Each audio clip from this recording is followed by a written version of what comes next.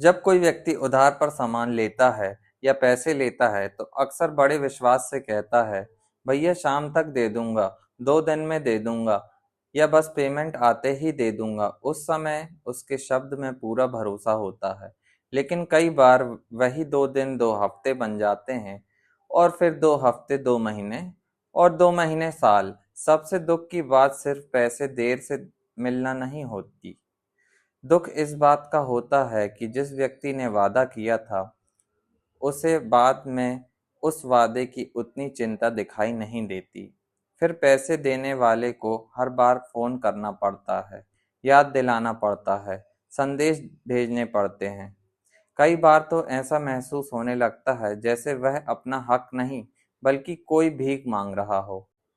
यदि घर में कोई बीमार हो जाए, कोई मेडिकल खर्च आ जाए, शादी हो जाए या कोई और परेशानी आ जाए, तो कई लोग तुरंत पैसे वहां खर्च कर देते हैं, क्योंकि उस समय उन्हें वही सबसे बड़ी जरूरत लगती है।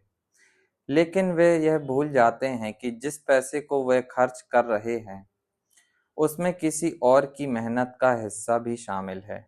सवाल यह है कि अगर अपने परिवार की ज़रूरतें महत्वपूर्ण हैं, तो क्या सामने वाले की ज़रूरतें महत्वपूर्ण नहीं हैं?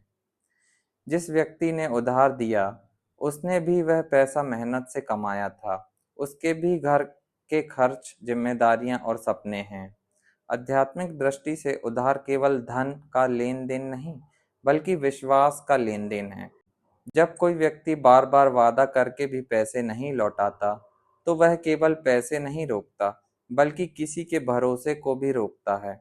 धन का ऋण कभी न कभी चुकाया जा सकता है, लेकिन विश्वास का ऋण जितनी देर से चुकाया जाता है, उतना ही भारी हो जाता है।